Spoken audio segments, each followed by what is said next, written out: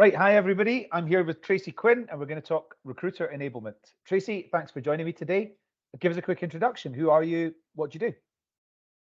Hi, Adam. Thanks for having me. Hi, everyone. So I'm Tracy. I am the head of talent acquisition for Bechtel. We are one of the world's largest EPC companies in the world, which EPC, good acronym for engineering, procurement, and construction. So we, I guess we build a lot of things. We recruit for all levels of roles in infrastructure, security, energy, mining and metals. We partner with companies to build some of the biggest projects in the world, like airports, train lines, mobile rocket launchers, cities in the desert, that kind of thing. I head up the Asia Pacific region recruitment team. So it's a team of recruiters, TA coordinators, sourcers, and we basically staff up all of the projects in this region. Okay, you're in Brisbane. That doesn't sound like a particularly native Brisbane accent you've got there, Tracy. No, that's right. Although it does come and go. I'm originally from Ireland, so I worked in recruiting in Ireland and the UK for many years before I moved over here about 13 years ago. So I actually came over on a working holiday visa and ended up staying, or they kept me. A little bit of both.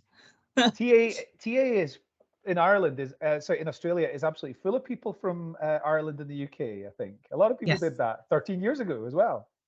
Yeah. It was just after the GFC or around that time that I think a lot of folks lost their jobs in our industry, particularly in Europe. So it seemed like a good time for a career break, and as it turned out, it worked out quite well for me. So yeah. Okay, so what's recruiter enablement to you? What does it look like? What does it do? What is it? Well, I was giving this a bit of thought, of course, in preparation for our chat, Adam. While I was out having a bit of a run with my dogs this morning, I was trying to think of something useful that I could say on the topic that was also memorable. And I'm a bit of a fan of a good acronym. So I would sort of say, in my view, recruiter enablement is the ACE, ACE, up our sleeves. So let me go into a bit more detail. Yeah. So ACE, I guess, so accountability, capability, and engagement. So if we break it down, accountability for me is ensuring that the recruiters in my team or in any team know what's important to the business, how we measure that, what are the drivers, what are the metrics. But accountability, taking it back, is, ownership and empowerment, right? So feeling that pride in our work and being respectful, of the candidate experience, and have an understanding of the role that we play in the bigger picture, right? So, how can we have better accountability? Well, setting expectations, encouraging folks to really use data, insights to tell or to sell our story. So that is the A part of the puzzle for me.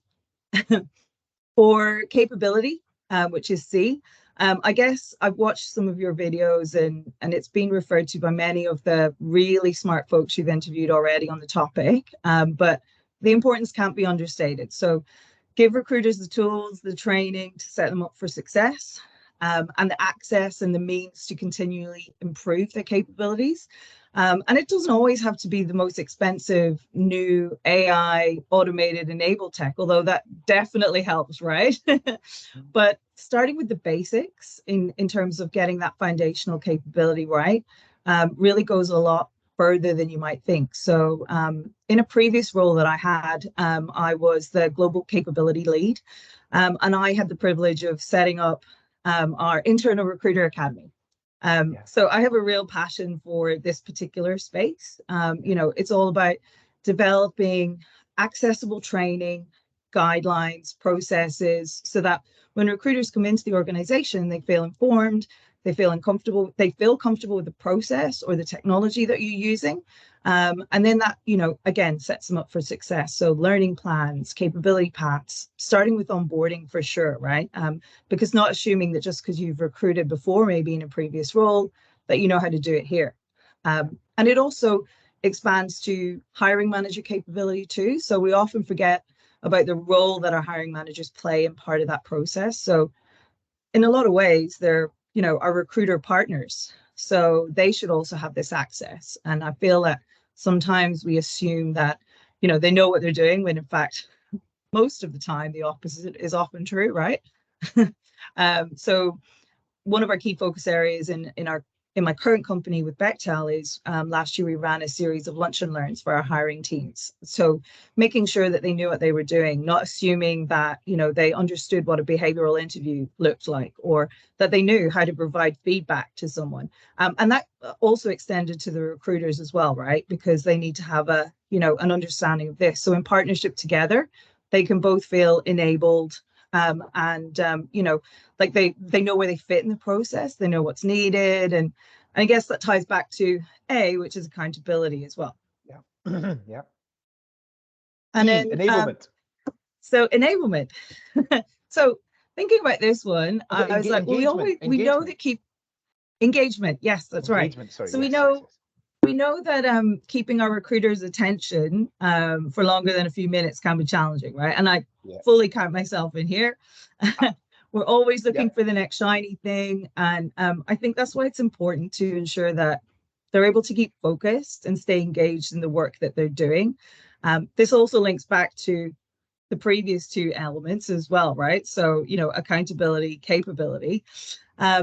As leaders, there's a lot of ways we can aid and support this. Simple as checking in, ensuring they have all they need, address any challenges that are immediately there, set those expectations, set those goals, but also help them to feel connected to and get engaged in the recruiting process in the company, right? So, the hiring manager, hiring teams relationships, building credibility, ensuring that everyone knows what they're doing from the start and everybody's engaged in what they're doing. And I get on a bit of a soapbox from time to time and ask any of my team, but the importance of, I guess, the kickoff briefing at the start of a recruiting process, defining whatever this role is that I'm looking for. So whatever you call it, a job briefing, recruitment strategy meeting, but getting that detailed information up front, getting the manager buy-in, getting, I suppose, agreeing and aligning on a market strategy. So that engagement relationship is really, really important to build on that. And then I guess just from an individual point of view, we've got a lot of folks who still work hybrid or fully remote or fully in the office, just making sure that people feel connected to their purpose, the organization, to the shared team. So, bonding, whether that's virtually or in person. But again, it comes back to capability and making sure that everybody understands where they can find the tools, the processes and all of that. And lastly, then I think the importance of celebrating our successes and accomplishments, right? So shining a spotlight on those hard-fought wins. I think that's really, really important. So that recruiters feel like they're empowered, they feel enabled. And then, overall with all of these elements, I think, you can nail that and get that ace recruiter experience. Very Wonderful. cheesy, I know, but no, I love it. Absolutely love it. It's a really creative take on the subject. The ace up our sleeves, accountability, capability, and engagement. Engagement. Yep. Yes. That's been really great. Tracy, I'd like to work in your team if that's the kind of ethos that you're putting into it. So thank you very much for taking the time to join me. People watching this won't necessarily know, but it's already evening time for Tracy in Australia just now as well. So thank you for keeping high energy up until now as well. I really appreciate it. Well used to it. Looking forward to seeing you again. All right. Thank you. Take care.